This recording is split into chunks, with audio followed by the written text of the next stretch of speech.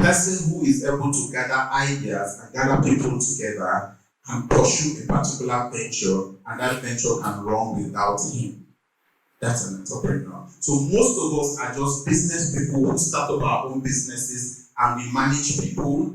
For those who are lucky enough to grow to business to the level where you manage people. So you go to Ungwaro as an example, you see so many tailors, so many tailors, so many owners of those businesses. They come, a lot of time they are the ones who cut, or they are the ones who source for the material, or they are the ones who source for the business, they are the ones who are pushing the tailors. So long as you do all of that, you're just a businessman. You're not creating a sustainable business. You're not creating a business that will last longer than you, and you will never create a large organization because it will never be bigger than you. And the mindset I want people to have in this class is that look, it's okay to start here, but it is not okay to stay here.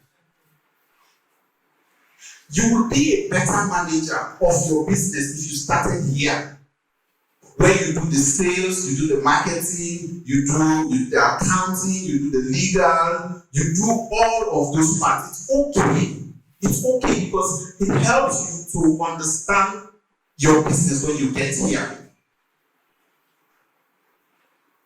Example, so I get called, one of my staff came the other day and she told me that somebody is downstairs that he wants to do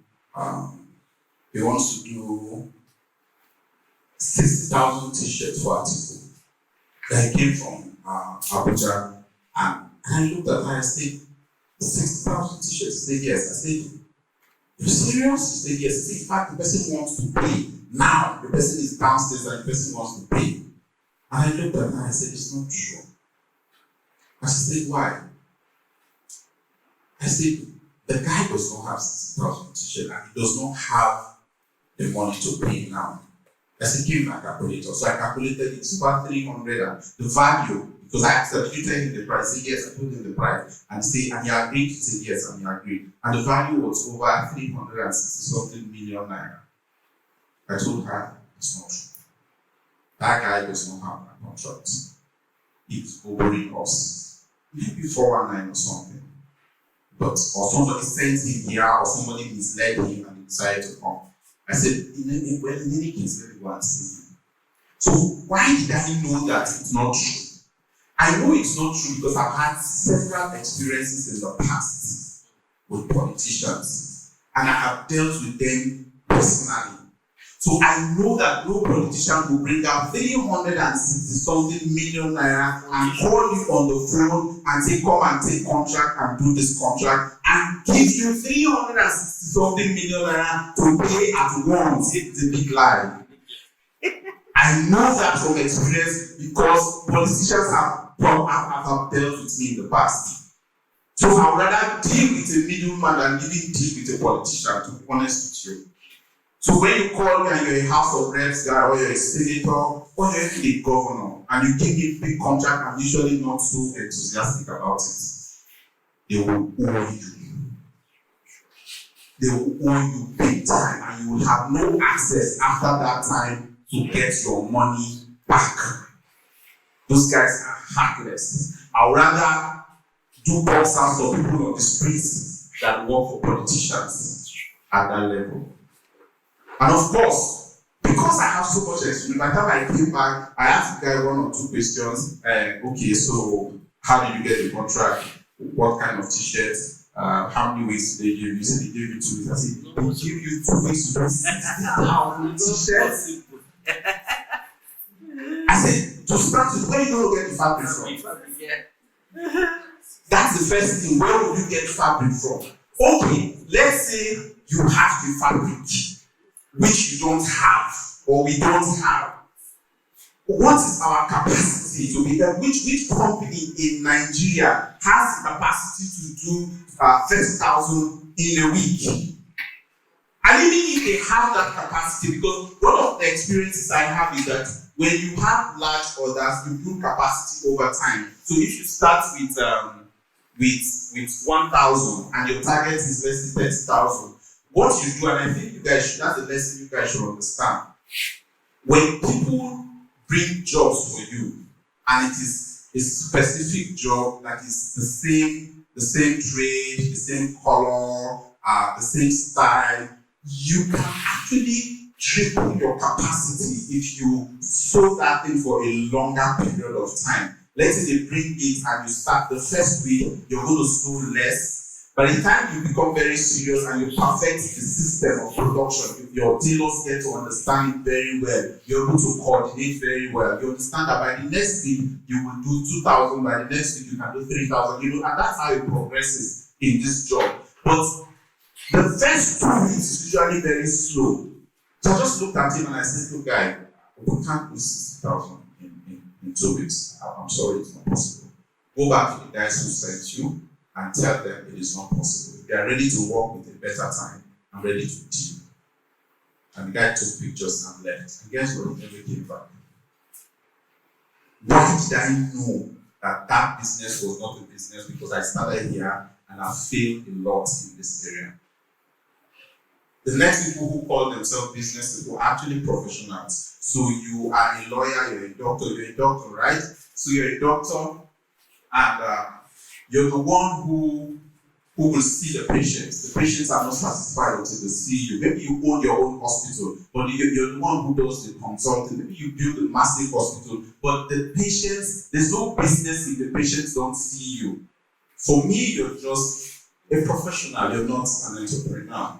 For you to become an entrepreneur, you need to own a hospital-like living world where you hire other doctors that you manage, and these doctors are the ones who do the consulting and who do the real job. An entrepreneur is the one who sets up systems. So I'll tell you how I did set up the system in Beyond Clothing. So when I started the first time, I started in my brother's place. I learned how to sew. And after learning how to sew, I worked for him. I worked for him for a while. And after working for him for a while, I now realized that I needed to have my own market. So I'll go to shopping center. I'll buy fabrics. When I buy fabrics, I'll come, I will sit down, I will sew them, I will iron. After ironing, I'll go to the Port, I'll deliver. And then I'll come back again when I'm paid, and then I'll continue like that. So when I decided I was going to set up my own, I did get a flat, set up my own. I was the receptionist, I was the cashier, we also bought an embroidery machine, I was the digitizer, I was the machine operator, and then when we added tailoring to it, I was one of the tailors. I was the one doing the cutting, I was the one going to the market. But I had a growth mentality, and I need you guys to write that. The difference between an entrepreneur, the man who grows his business, and the man who does those small tailoring business in town, is what I call a growth mindset. Most people have what is called a fixed mindset, and that is the bane of this industry in Aba. That is the bane of this industry for most of you. You have a fixed mindset. You learn from your Oga this way. This is how your Oga sews his shirts. This is how your Oga markets his shirts. These are the quantities that he sews. This is the pattern in which your Oga runs, the model through which your Oga runs his business. And you do exactly that way your Oga taught you. You just have a fixed mindset. Fixed mindset are people who are not ready to learn. Fixed mindset are people who believe in their talents, their gifts. Fixed mindset are people who are not progressive in nature. Fixed mindset are people who compare themselves with other people. So you see what other people are doing and you just copy and you copy and you copy. They take the lead while you follow. So I had a growth mindset. And my growth mindset told me that I needed to learn and I needed to organize myself systematically. So after I got more money from my initial sales, I realized I needed a receptionist. So I hired a receptionist and I started paying. And I want you to understand that when you're growing your business and you bring in people, it's called investment. It's investment for your future. So rather than making your first money and use it to buy a car, invest in human capacity development. It is for your future. It is for the future of the business. So rather than thinking that you can run it all alone, say, no, let me share this money with this person. And so I got the receptionist. The next thing I did was that I got somebody who knew absolutely nothing about computer and computing and software. And then I taught the person how to digitize, that's embroidery, how to digitize. The moment I was able to do with that, and I said, okay, now I have a system. These people can run without me. And guess what? That's how it continued for years. So I trained the first receptionist, but I never continued to train receptionists till today.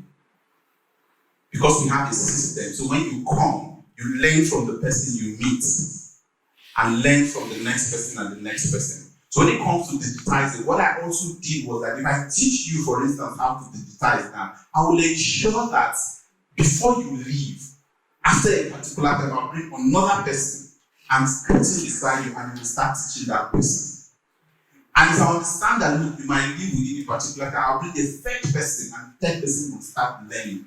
It also happened with our embroidery machines. So the first thing I learned, apart from operating the machines, is how to fix the machines. So I got somebody who came from Lagos and I learned so much from him. After learning from him, I started getting my own guys to come and learn. And guess what? In the process of learning, it messed up a lot of our machines. So you're going to have a situation where, because you want to teach other people, because you want other people to run this business apart from you, they're going to make a lot of mistakes. Some of them are going to be very, very costly for you. But you can't work with the mentality that it is all about you. You're the best person to do this. Guess what's happened over the years? So a lot of my guys messed up my machines, spoiled my machines, couldn't fix it, and I trusted that they could, but they couldn't. But I kept having faith that they would know it, they would get it better. So when they mess up the machine and they spoil the machine, I'll buy new parts, I'll spend some, and some of these parts are actually in millions. So imagine that you bought something mistakenly and the next thing your board just proves, and those boards are in millions. I didn't get offended. So long as the intention was not to blow it, the intention was to repair it. It will cost us a few weeks to be out of job, but eventually we will fix it. But that guy has learned a life lesson. He will never do it again. He now knows where to touch and where not to touch. And it became a system that he used to get a technician from Lagos and fly him in to fix the embroidery machine. 3 weeks ago, his machine packed up, and I was lucky. I went to his place and I saw it and he showed me. I said, I know this problem now. That one of my staff can fix it. He said, how? I said, we always have these problems, and one of my staff fixes it. And he said, it's not possible. I said, it is. I called Michael. I said, Michael, come. I need you to come and fix this guy's machine. And the guy couldn't believe it, but because he needed like 3.6 million to buy the parts to fix that machine, the board. It's a 6-head embroidery machine. He needed 3.6 million to buy a new one. And the Lagos guy cannot fix it. The Lagos guy said, just buy a new board. And I said, no, don't buy a new board. I have been through this problem before. I know it big time. We can fix it. So I call this my boy who doesn't even work for me anymore. He goes around the whole Nigeria repairing embroidery machines for people. I called him. And guess what? He fixed it. After fixing it, my friend asked the guy, how much am I going to pay? And he said, I think he said 40,000. So my friend gave him 40,000, and guess what? They can give him another 15,000. That's the 15,000 extra. Why do we have that capacity today? Because I was willing to take the risks on the guy. So today, I used to be a machine mechanic, but today when my embroidery machines pack up, I don't bother. I just call Raphael, or I call Michael, or I call, there's another one I call John. Because I have trained people over time. Because I wanted the business to be more than me. So beyond training people for embroidery, what I also did was that when it comes to tailoring section, I ensured that I started sewing myself. I was the one doing the sewing. Then I got somebody else, I employed somebody else to join us in sewing. Then gradually I kept encouraging people and pushing people in that direction. Then I moved away from sewing. I no longer sew again. I cannot remember when last I sat on the machine to sew anything. But the experience that I built from day one, that I learned how to sew is what keeps this business going. So you sew rubbish, I'm able to look at it and say, this is rubbish. And you argue and say, that's the best way to sew. I just say, get out. Yeah, that's what I'm doing. Get out, my friend. So they get up, and then I see, and I show them, I say, this is how to do it. So if I never learned how to sew, how would I have been able to instruct him? And then he will have that respect that the God knows what he's doing. So it is now no, this will not work. Somebody else has to do this. So I started teaching people to do it. Today I have 4 marketers who are internal and 2 marketers who are external. And I have no business marketing. So you call me now and you tell me you want to give me a job of 10 million. I will start the conversation. After that, I'll hand it over to somebody else. Why do I do that? I want this business to run without you. So I buy a new machine. There's a machine we have not used for a long time since we bought it. I will start using it after a week ago. What I usually would do is that I will abandon everything I am doing for the next 1 week and focus on that machine. So I will learn the machine with my staff. I will teach them the much I could teach. If it's a machine that requires me interfacing with the manufacturers, I will interface with these manufacturers and then I will teach. After teaching, and I'm sure that these guys have gotten it, I will step aside. They will make a lot of mistakes. For instance, one of them this week made a very costly mistake where it's a printing machine where he turned the printing object upside down and it messed up so much of what we're doing. I want you to get very angry and say, are you stupid? Can you do that? Clean up the machine. I brutally cleaned it up alone. So I had to call the Chinese people and say, we have this problem. How can we solve it? We still have that problem up till now. But I don't get offended. I don't. If it means that we have to replace that part, I am not offended. I have to learn how to trust people. Believe in them that you can do what I can do. And when you understand that you trust them, you give them responsibility, you believe that they can do it well, they will rise up to the occasion. They will learn, they will try not to make those mistakes again. That's how to build systems. So today, okay, so I'll give you another example. So we have our accounting department. When the guy who is an accountant came and didn't know anything about QuickBooks, I had to sit him down and say, come, I know QuickBooks, I can teach you. But I'm not an accountant. And I taught him how to use the software. He's a lot better than me. If he's doing it well, I will know. If I need to correct him, I will know what language to speak to correct him and tell him, no, don't go in this direction. This will not. For every system in Beyond Clothing, I have my hands in there.